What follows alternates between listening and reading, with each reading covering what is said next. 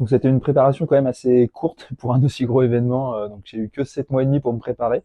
Donc l'idée ça a été d'augmenter progressivement le volume d'entraînement en course à pied de fin juin jusqu'à là la diagonale. On a continué d'augmenter les volumes d'entraînement pour finir vraiment sur des grosses semaines à plus de 20 heures d'entraînement et des 100 km semaine avec du 6, 7, 8, 9 000 de dénivelé positif dans la semaine. Donc vraiment tout du long de la course, ça a été un ascenseur émotionnel entre les moments où ça se passait bien et c'est à partir du kilomètre 80 où ça commence à être dur, des petites gênes qui sont apparues. J'ai vraiment eu des moments où j'avais envie d'abandonner, mais j'ai eu de la chance d'être vraiment soutenu par mes proches, par ma famille, certains qui étaient sur place, d'autres qui étaient à distance, et ça m'a vraiment donné la force de continuer à avancer malgré tout. Et c'est vrai que quand tu passes la ligne d'arrivée et que tu te rends compte du chemin parcouru et de cette expérience que tu viens de vivre, c'est juste incroyable comme sensation. La magie du sport, là, clairement, on est à des niveaux.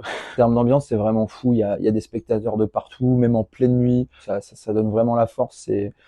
C'est indescriptible comme sensation. Je pense qu'il faut vraiment le vivre pour pouvoir s'en rendre compte. Déjà, je me dis déjà si j'arrive à avoir un dossard de repartir sur une seconde diag l'an prochain pour revivre cette aventure vraiment incroyable. Je pense que vraiment que là, l'Ultra Trail, c'est quelque chose qui va me tenir un bon moment et c'est vraiment le début d'une nouvelle aventure sportive, ça c'est sûr.